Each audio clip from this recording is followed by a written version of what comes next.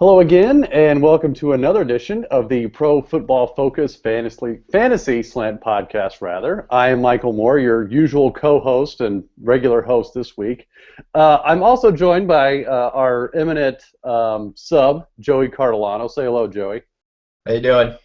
I should also mention this Fantasy Slant podcast is brought to you by DraftKings, which I think we're going to touch on a little bit at first. I know the regular podcast with me and the Panther homer himself, Scott Spratt, we have not touched on DraftKings yet, but it's fairly popular, I would say. So I think, Joey, let's talk about that a little bit. And for those that don't know, maybe at home, it's the one of the major daily fantasy sports sites where essentially you draft a fantasy team for 1 week only, and it's fairly low commitment, I would say.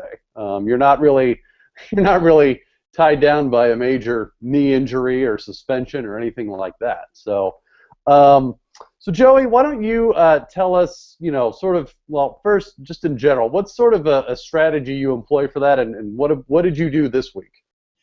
Well, I guess it depends if you're talking about tournament or cash games. If in the tournaments, I like to pick my contrarian value play of the week and kind of work from there.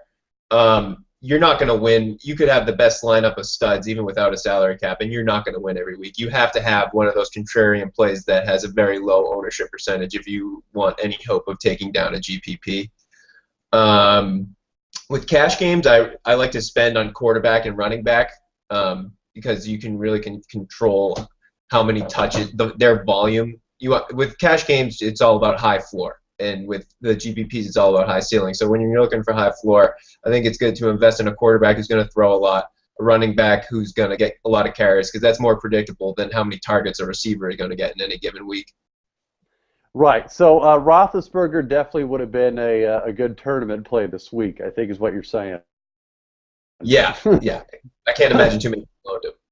That's a funny thing. I can't either for any reason, any time. But hey, if you were one of the few, then good for you, because he definitely helped you out. So Joey, what were some of your hits this week on the dailies, and what were some of your misses this week? Well, let's see here. Gronk was a smashing hit. Yeah, I loved him. Anytime he's not the highest priced end, I think you have to find a way to fit him into some of your lineups. Well, and honestly, for me, even if he is, he's still way cheaper than your receivers. Yeah. He's getting 3 times the points. Yeah, it's all relative. I mean, the top tight end, I believe he was 5,900 this week, and the top receivers are going for like 8,000 or 9,000, and he has just as much upside as any receiver, and he's probably guaranteed a higher floor of targets, which in a full PPR format like DraftKings is big. Right. Yeah, and just for example, he had 9 targets this week. Hauled all of them in for a cool 149 yards and 3 touchdowns. So we'll touch on him a little later. But anyway, so what was a miss for you this week, Joey? Well, I have a hit and a miss tied together. I was all over that Arizona-Philadelphia game. I thought that was just going to be a shootout, and it was. So I stacked Carson Palmer and Michael Floyd everywhere. Palmer was a hit given his price, but Floyd obviously put up the goose egg. Right. I also had Macklin, which turned out to be great. Yeah, and it surprises me, I think, every single week how cheap Macklin is. Because he's going, I think this week was maybe 5,500, which is about the average of salary you need to spend on each player, let alone a number one. So, yeah, for me, I had a team that stacked Brady and Gronk. Obviously, that worked out very well.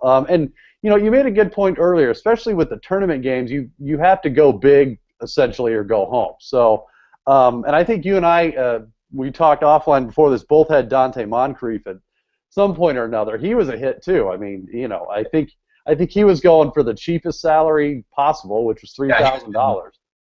Yeah, huh? He was minimum $3,000.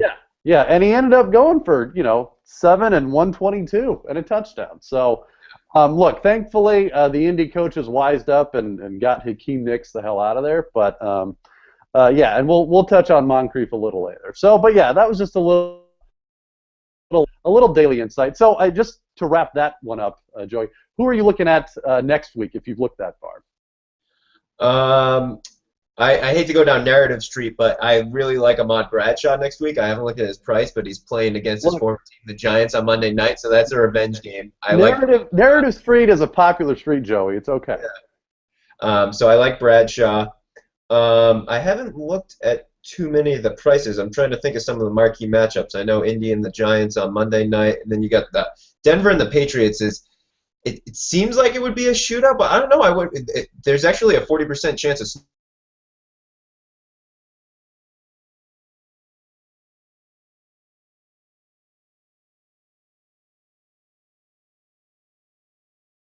on. Mike, you there? Yeah, no, we're good. Cut out for a little bit. Yeah. Oh, did you hear me? Yeah, with the Patriots-Denver game. Yeah, seemingly on the surface would be a shootout. But I think the other thing people forget, and you may have touched on this, the Patriots have a surprisingly good defense too. Yep. So it's not like I think you can bank on Manning throwing his usual 3 touchdowns a game. Right. Right. I'm expecting Revis locked in one-on-one on Demarius. I'm expecting Brandon Browner to be on Julius Thomas a lot. Honestly, I think, speaking of revenge games, Wes Welker might have the best matchup in this game. Boy, that would be something. Some tournament winner like going all in with Welker. That'd be good.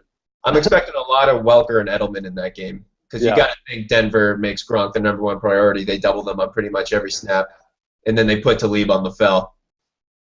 Yeah, it's just one of those things with the Patriots, especially. You just never know. And look, even like you said, with them doubling or even tripling Gronk, he's still probably going to be a pretty decent value.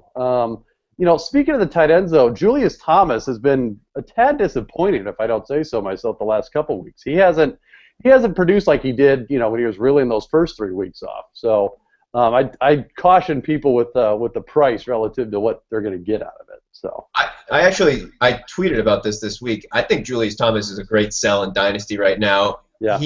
He's an unrestricted free agent along with Demarius. I don't see any way that they bring both of them back on market value, and I think it's pretty clear that they're going to prioritize Demarius over him. And if he's not scoring touchdowns like this, he doesn't have that floor of catches and yards that Gronk and Jimmy have. So to me, he'll always be third in that tier. Sure, and I agree with that wholeheartedly. Yeah, and look, all you got to do is look at the last month or so with Thomas, or with Julius, I should say.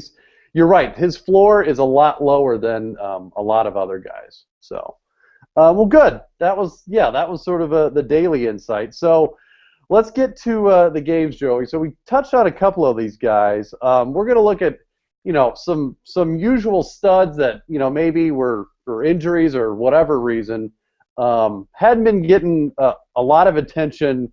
Well, they did get attention going into the season, but maybe, like I said, we're coming off injury or whatever. But so first, let's look at Roethlisberger, who I think was player of the week this week.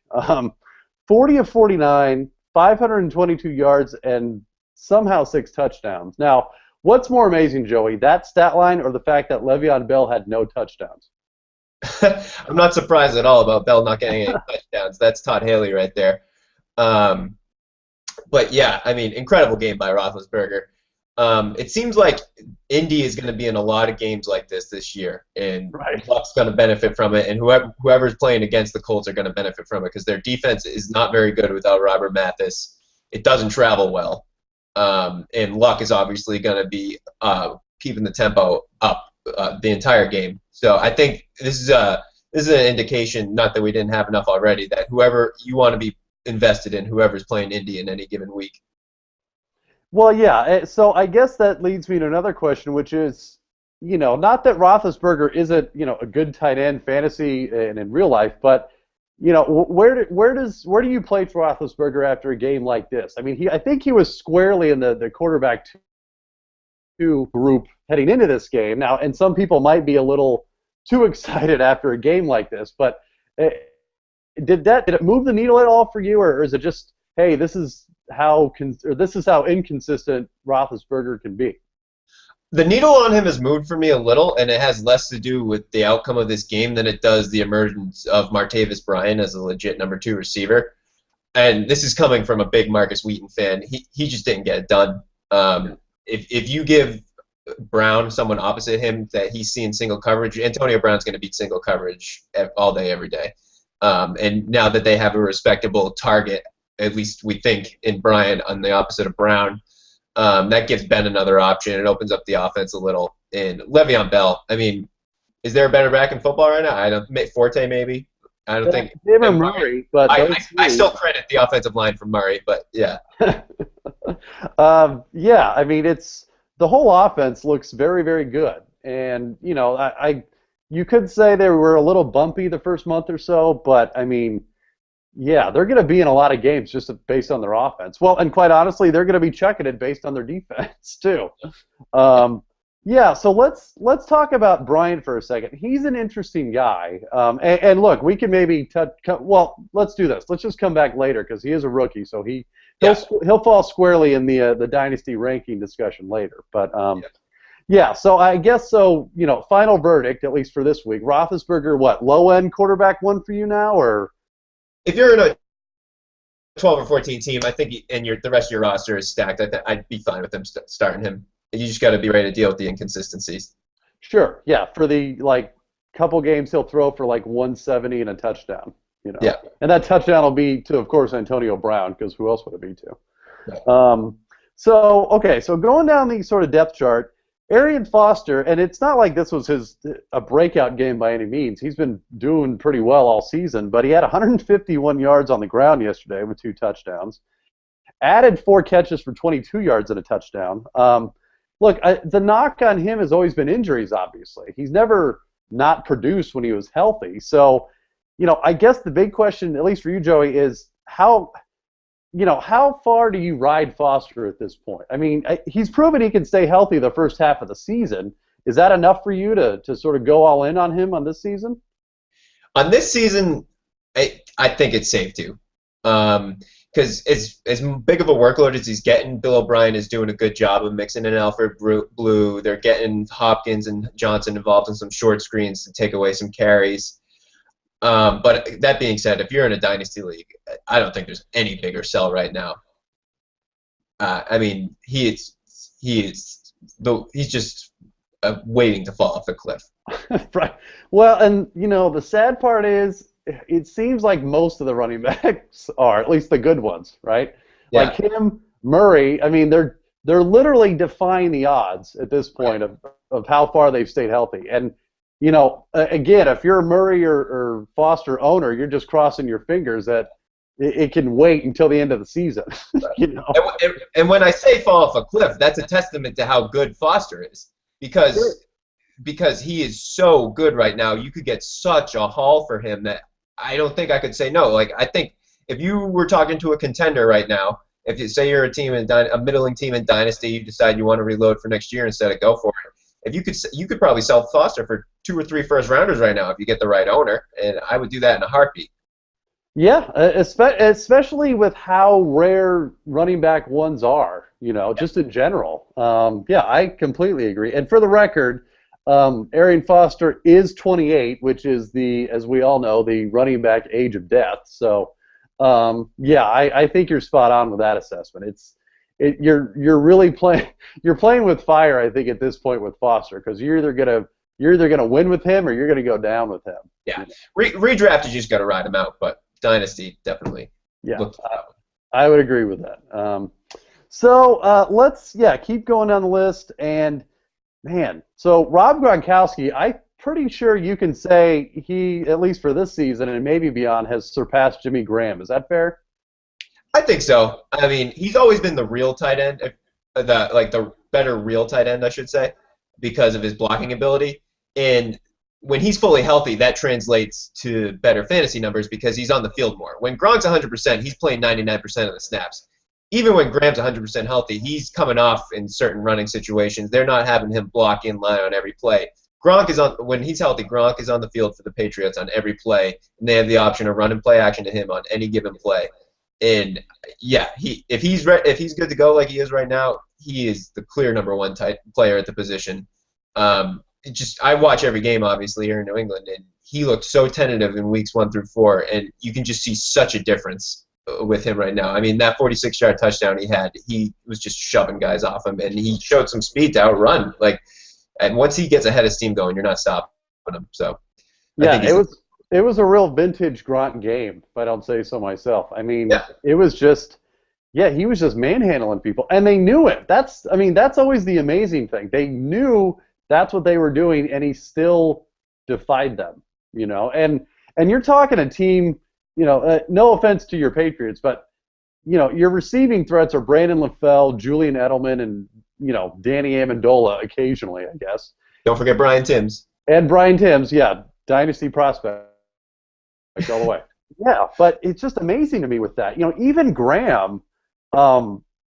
Always had, I think, and look, it's not like Gronk, never had any support. He did, obviously, in the Aaron Hernandez days, but look, like with Graham, he's always had a Colston or a Sproles or something to sort of draw that attention away. And it seems like Gronk has never truly had someone to take the load off to the point anyway that they weren't going to double and triple team him. Yet here he is every week and just, producing, and it's just ridiculous. And yeah, he would be, even with his injury history, he'd probably be a dynasty hold for you right now, right?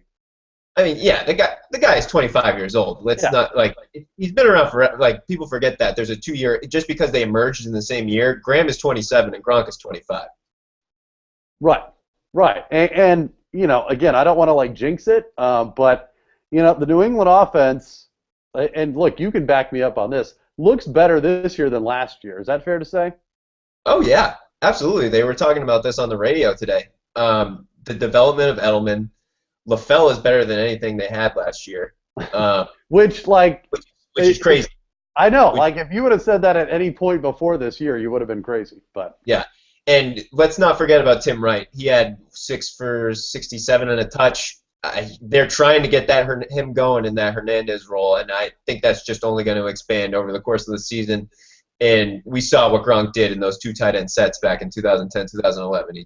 He's untouchable when there's some weapons around him. So yeah, and more of a point on Graham, and I touched on this a couple weeks ago. The Saints offense, and more to the point, Drew Brees. There's been a gradual decline, at least statistically, the last couple of years. And look, it's not unfathomable to say, hey, Drew Brees is old. It's only natural that the skills are going to regress or the talent's going to go down or whatever. But the bottom line is the offense has consistently gone down. So without as many pass attempts, without as many pass opportunities, it's very possible Jimmy Graham, while still a great tight end, is maybe just a really, really good tight end rather than the dominant tight end that he was for that 3-year stretch or so. So yeah, and anyone else, Joey, that sort of caught your eye yesterday that it's like, hey, I remember that guy? Well, we ragged on him earlier, but Hakeem Nicks had one nice catch. Not that I'm investing in him or anything. I'm trying to think off the top of my head. I hope this isn't like your. No. But that was definitely like an oh crap moment. Like okay, yeah. No, yeah. I would agree with that. Yeah. Off the top of my head, I got nothing. I'm not gonna lie. Well, yeah. It was just a big week overall, and sort of touching on the DraftKings thing. It seemed like there was way more points scored this week than there have been in previous weeks, at least on the surface. So yeah, but yeah, I think the points on some of these guys. Look, 1 week doesn't make or break a guy. Just like we said with Roethlisberger, while an outstanding week, and look, it might push for the best week of any quarterback this season. In fact, it probably will. You still got to sort of rein in expectations on that based on 1 week. Whereas guys like Gronk and Foster, I think you could see a steady ascent statistically that validates, I think, their value this year, and that goes for any player. So speaking of that, and speaking of small sample sizes, let's get into I think what I and definitely you know best, which is rookies and dynasty value and stuff like that. So look, I think for me the biggest breakout rookie yesterday, without a doubt, was probably Dante Moncrief. Yep. Receiver for the Colts. Came into the season as the 4th option there in Indy, behind Hilton, behind Wayne, behind Nix. Of course, Wayne was out this week. I believe it was an elbow injury. They they started Hakeem Nicks, which, you could say that was out of respect or free agency, whatever you want to call it, but they gave the start to Nicks, quickly realized, holy crap, that's not a good idea, and started putting Moncrief in there. And look, the guy blew up for 7 for 122 and a touchdown. And more importantly, he looked really good. Now, given he was on Cortez Allen a lot, and Cortez Allen is just being abused this season. And look, Andrew Luck's not stupid. He knows where the weak point is. But, what did you think about Moncrief, Joey? Not only, this week, obviously a very good week, but going forward, not just this season, because I think when Wayne comes back, he's going to be no better than the third option there. But, this has to look good for his dynasty value. Yeah, and I was high on Moncrief to begin with. I was recommending him in the spring. I think he was going on average ADP, like early third round. I was telling people to take him in the second. I unfortunately didn't get a chance to take him. But you didn't follow your own advice, Joey. Come on. No, well, it's just that I loaded up on first. That's all. I didn't have any second round. But yeah, I mean, when you look at the receiving situation, you obviously want to be invested in Indianapolis long term in their pass catchers. Hilton's an obvious one. He's emerged as a clear wide receiver 1 for fantasy. I still don't know if you can call him a true NFL wide receiver 1, but he's well on his way. You got Nicks, who we discussed. You could stick a fork in him. Wayne, at this point, you can almost stick a fork in him as well. He's going to be that third down chain mover, maybe get him on a fade in the red zone once in a while. But, I mean, the guy's 37 years old. He's a shell of his former self. And Nicks is only on a 1-year contract anyway, so then you got Moncrief just sitting there. I love this kid at Ole Miss. Freakish talent, really good after the catch. He ran a 4.4 flat. He's just an athletic freak. Like, all he needed to do was work on the finer points of his game, which, based on his playing time, I'm assuming he has been doing. It sure looked like it on Sunday. So going forward, I mean, there's no reason not to love him. He could easily emerge as Luck's wide receiver 1 in the future. Yeah, I completely agree. There's just a lot of rookie receivers this year that at least have shown glimpses of being really good. It's unbelievable. And we said it at the time. Everyone was saying at the time, joking around, best wide receiver class of all time. But, I mean, I believe I saw a stat that there have been 370 reception seasons all time by rookies, and there's currently 5 rookies on pace to do it. It's insane. I completely believe that. And look, it's also, I mean, let's face it, it's also a function of just how NFL offenses are now. Right. They're obviously more passing. I mean, you'll have maybe 3 to 5 teams a year that run it more than they pass it. I mean, that's just a function of how the NFL works now. So, sort of to put you on the spot, where do you put where do you rank him, I guess, on the rookie receivers? Maybe not exact, but is he top tier? Is he second tier? I mean, I know you said you were high on him heading into the season, but what's his ceiling for you? I can give you exact. I bumped him up 8 or 7 spots to number 13 overall in my rookie rankings. I have him, I guess he's the top of his own third tier, but I have a couple running backs in between him, Allen Robinson, and Odell Beckham. So just to run down my receivers, I got Watkins and Evans in a tier. They're on the top. Then I kind of got Cooks, Benjamin, Matthews, Robinson, and Beckham grouped together there. Then I have Sankey, McKinnon, Crowell, and then Moncrief. And Devontae Adams, too. These receivers, oh, my God.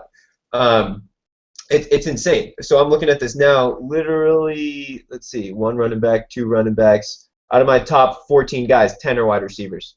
It's incredible. Yeah, I mean, and look, the good news for fantasy owners is with more supply, I mean, the cost inevitably is going to be cheaper. So, right. If you can go out and get one of those rookie receivers now before they truly blow up, yeah, go do it. I mean, seriously. And while we're on the subject, the one to do that with is Cody Latimer. He hasn't even seen the field, but he is immensely talented. And whenever he does get on the field, he was actually active for the first time this week, I think, last Thursday, but he didn't see a target. But I mean, you could probably get Latimer for basement cheap prices right now, and he was going at the end of first round of rookie drafts in August. So, yeah, there's just a lot of guys out there, a lot. I mean, like you said, there's probably one. You could probably put one on each of your team in a dynasty league, and everyone would be happy. So, So speaking of the receivers, let's stay on that. I know you had mentioned Evans still at the top tier. It hasn't been like the sexiest season for Evans, but still pretty consistent. I mean, he's had at least, I think, 4 catches in each game he's played and started this season. Had another one yesterday, 4 for 78. I know just skill-wise he's still top tier, but I mean, does the situation there scare you at all? I mean, there's a lot of looks there in Tampa, and look, even this week, it looks like they're getting ready to turn the running game over to Charles Sims, another rookie. So, does that change your opinion of Evans at all, or are you still in sort of a hold pattern? In Dynasty, especially with wide receivers, I believe in talent over situation.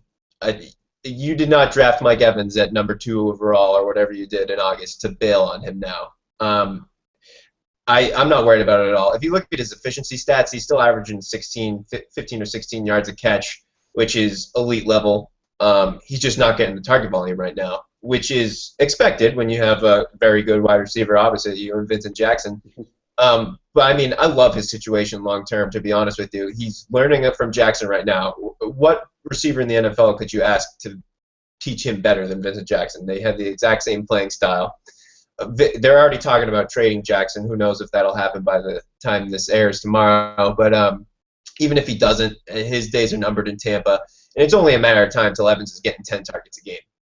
And I don't care who the quarterback is. When you have a receiver of Evans' talent and you're getting 8 to 10 targets a game, you're going to produce fantasy-wise.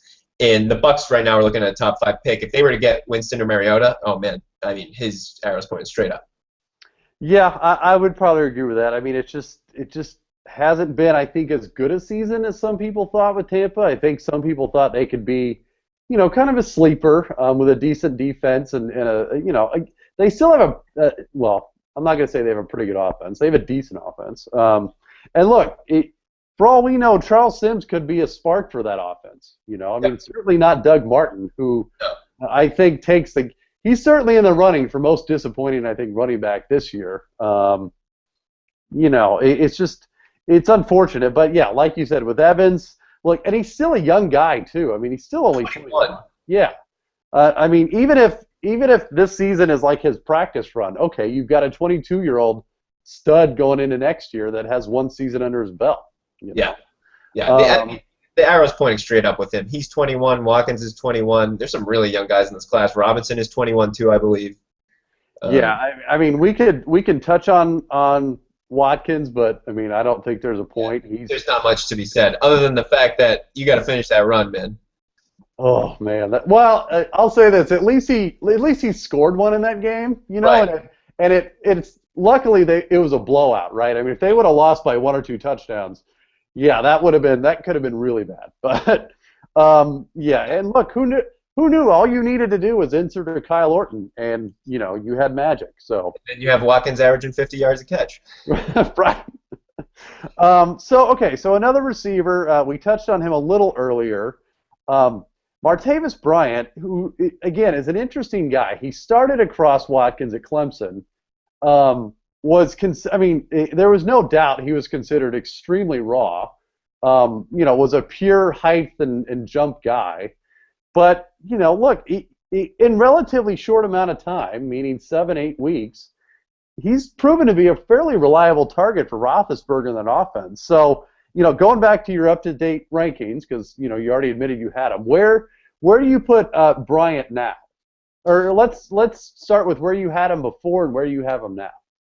I had him in the low 20s, like 29, 30 range before this week. I was monitoring him, but I probably was a little lower on him than most people because I was a big Wheaton fan. I was just flat out wrong on Wheaton. Although he did have a touchdown at 50 yards too, so I don't think the situation isn't totally clear. He threw 6 touchdowns, Joey. Like I was going to catch a touchdown. Yeah, it's very, very, very, very true. I mean, Bryant's got everything you could want in a prospect. He's got size. He's got speed. It's just, like you said, he's the definition of raw. But I mean, man, there aren't many rookie receivers who we consider to be that raw, who can come in and be catching balls down the sideline. And the thing I was most impressed with was his fade on the touchdown.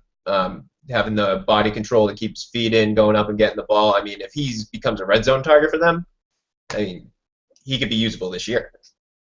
Yeah, I truly think so. I mean, look, if they're going to be running the offense like that every week, and look, in a perfect world, yeah, Roethlisberger would get 50 pass attempts a game, but look, even if he got 30 pass attempts a game or 35, you're probably looking at least 5 for Bryant just on jump balls. Yeah.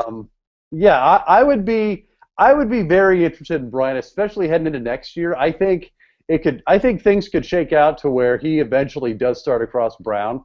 And to do exactly what you had mentioned earlier in the show, which is to draw attention away from Brown, purely on his height. I mean, you can't, especially, red zone or close to it, you can't have man-to-man coverage on a guy like that in the end zone. You just can't do it. So, if that leaves Antonio Brown open underneath or man-to-man underneath, the more the better. I mean, he's just going to have even crazier stats than he has now. So, Right. yeah, I think.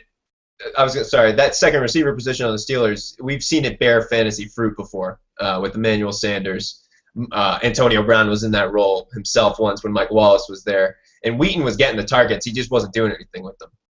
Right. And you bring up a good point. Last year, I believe it was the PFF's own Mike Clay who I got this from, but there was one team that had 3 receivers in the top 30 of fantasy scoring, and it was Pittsburgh, with Sanders and Cotchery and Brown. So, look, there's a precedent there. It's not unreasonable to repeat that kind of success. And I think you're right with Wheaton. Look, 2 years is not a lot of time to cut bait on a guy, but would it surprise me if they drafted another sort of speedster guy to play in the middle in the draft next year or free agency? It really wouldn't surprise me. But again, that'll just be a luxury at that point if Brian develops. So right. All right, so that was a lot of receiver talk, which was good. I mean, there's a lot of receivers to cover. One of the running backs I wanted to mention, which I had a very good week 2 weekends ago. Had a so-so week this last week, and at least for a rookie. Trey Mason, running back from the Rams. Like I said, 2 weeks ago, he handled all the carries. If he averaged 5 yards a carry, he had like 80 yards on 17 carries. This week, 7 carries, 32 yards, while giving up some touches to both Benny Cunningham and Zach Stacy. So, what does that mean, Joey, for you as far as this season for Mason and beyond? I think it means it's a great buy opportunity.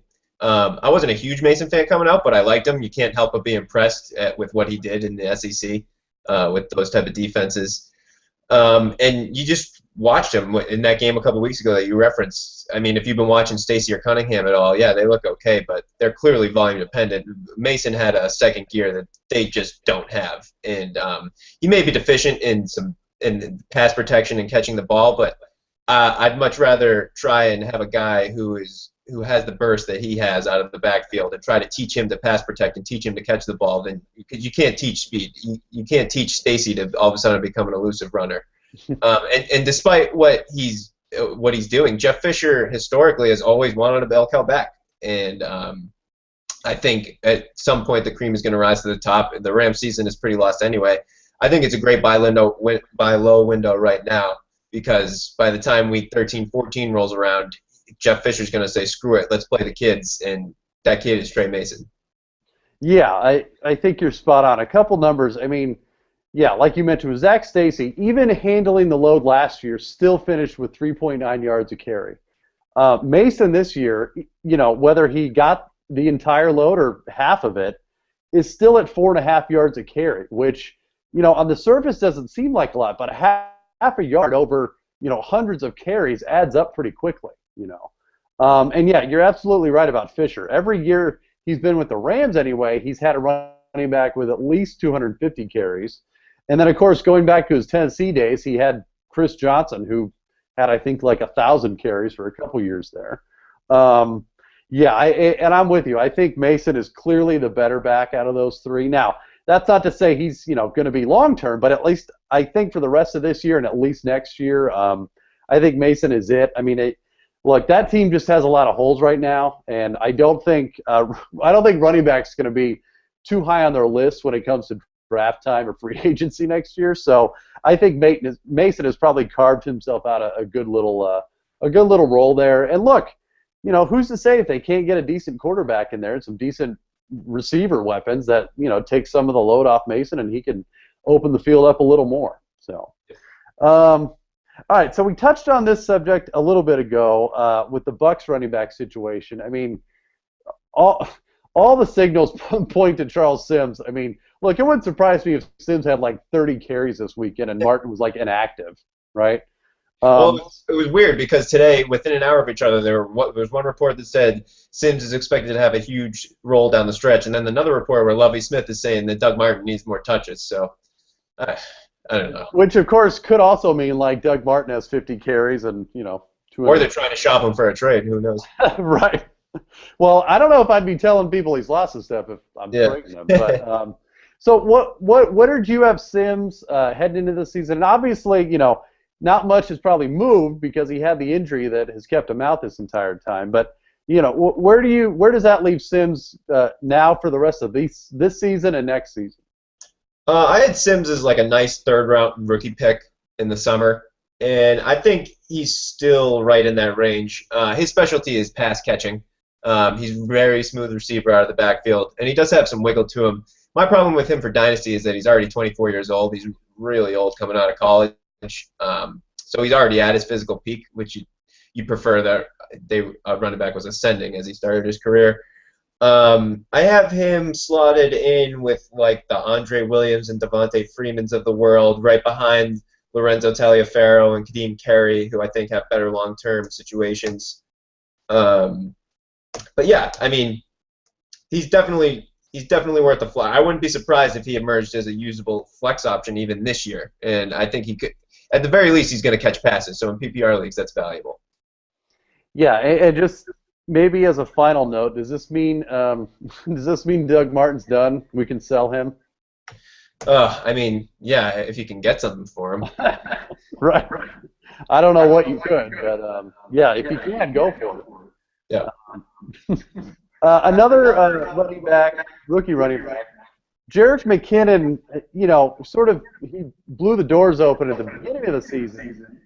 He's all but got that job going forward. And of course it's a dicey situation in Minnesota because I don't think anyone can say with certainty what Adrian Peterson's gonna do or where he's gonna be. So, with all that said, where does McKinnon stand for you as an option this year and then next year? And look, is it possible McKinnon's a better option this year than next year? That's definitely possible. I mean, that's entirely dependent on what Minnesota plans on doing in the offseason. But I like him long term, not only because I like the way he looks on the field, his numbers are good, but think about the fact that Minnesota invested, I believe, a third-round pick in this guy, yeah. And he was clearly a project. Like, he's a converted college quarterback. So for them to take a guy in a third round who they know they're going to have to devote time to, Colt McCoy with a rushing touchdown. Sorry to interrupt. That doesn't make sense. Yeah. For them to invest a third-round pick in a guy who they knew they were going to have to put time into, I think that says a lot about how they feel about him long term. And given Peterson's situation and Ajada's lack of talent, I love McKinnon long term. In this year. Yeah, I think it's a good situation for him, quite honestly. And look, it's a young offense, but it's a solid, I think, foundation. So, I think one or two more pieces there, and I think they could have something pretty good, and McKinnon stands to gain the most out of that. So, all right, Joe, you are the dynasty and rookie expert for Pro Football Focus. What other rookies should people keep an eye on after this week? Allen Robinson, man, he just keeps getting it done. He's entering the phase for me where it's not even worth to talk about because he's just automatic at this point. I mean, it seems like he's had 5 for 80 and a touchdown the last month. Yeah, and the reason I even bring him up is I think people have caught on for redraft this year purposes, but I feel like people aren't high enough long term on him as they should be. I mean, this guy is 6'3". He ran a 4.4. He had an insane 3-cone drill. It was like 6'7", with like his short area burst is crazy, and he's been putting his yards after the catch ability on display all season long.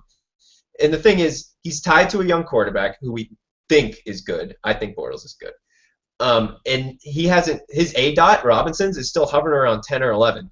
When they fix their offensive line and they let Bortles start taking 5-step drops and taking shots down the field, Robinson has that go up and get it ability. Like, I'm not making the direct comparison, but he looks like A.J. Green. Like, he knows how to leverage his lankiness. Go back, if you want to see a perfect example of it, go back and find the Michigan catch that Robinson made on the sideline at Penn State. It was unbelievable. It looked exactly like A.J. Green. I just think people are underselling him as a long-term potential wide receiver one. Yeah, I completely agree. Look, he's already the wide receiver one now, which, look, for any rookie is like, a dream, right? I mean, I think you could probably name maybe 2 other receivers that are their top options in their offenses now with Watkins and Robinson. Or not Robinson, Watkins and Benjamin. Yeah. So, yeah, to have that, and, yeah, like you said, it's not like nobody's saying the offense is good now, but relatively speaking, even on a not good offense, if you're still averaging 5 for 80 and a touchdown, holy crap! Like, imagine what'll happen next year. You know? And like I said, it's just all on screens, and a lot of that's after the catch. When they start taking shots downfield, man, I really like him. And when I said wide receiver one, I mean, I think it's pretty clear he has the chops to be an NFL wide receiver one. I'm talking fantasy wide receiver one. Like, this guy is top 10 upside. Yeah, I would agree with that. He's got all of it. Look, he's got the hands, he's got the height. I mean, there's really nothing stopping him. It's just going to depend on, hopefully Blake Bortles pans out. And look, they wouldn't have drafted him that high if they weren't committed to him. So, yeah, I think you could see hopefully something good. All right, who else you got? I'm hanging on to Crowell still. People are kind of down on him the last couple of weeks with Tate coming back, and now he only got 1 carry this week, supposedly because he fumbled the ball. He did fumble the ball. Supposedly, the coaching staff only gave him 1 carry because he fumbled the ball. I still love this guy long term. I like West a lot too, but I think it's pretty clear watching the two that Crowell is the more talented back.